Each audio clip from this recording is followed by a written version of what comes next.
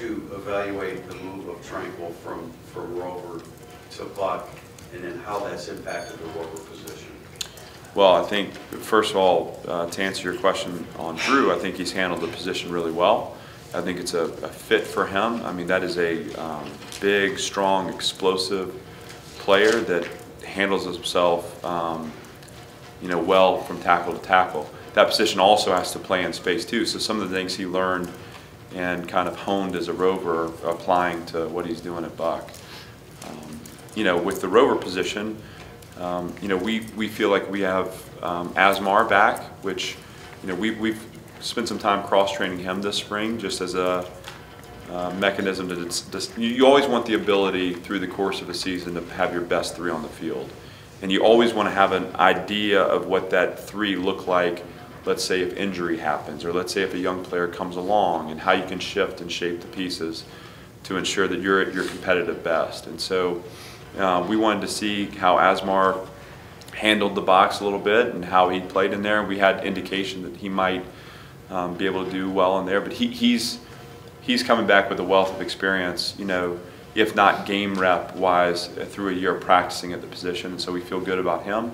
And then, between Jeremiah Owusu and Isaiah, you have two young guys that are learning and growing, but have had the chance to make some strides this spring. And so, I don't know that I would say that depth chart is set yet. Like, I think we're still working on that, and I think we'll work through the fall on that. But I've been pleased with the strides that we've shown. Well, I mean, Jerry is, a dynamic, athletic defensive lineman, and in a lot of ways, the three technique position is where you want to have your most disruptive and athletic. I mean, he's a guy that in pass rush can have an impact from that spot, not always drawing the double team, having a little more one-on-one situationally from that position. He's a guy that in 1 year has made an impact from a leadership standpoint. Like, the guys follow him, they listen to him, they trust him. It's apparent. He's consistent, he's dependable, all the things that you would want.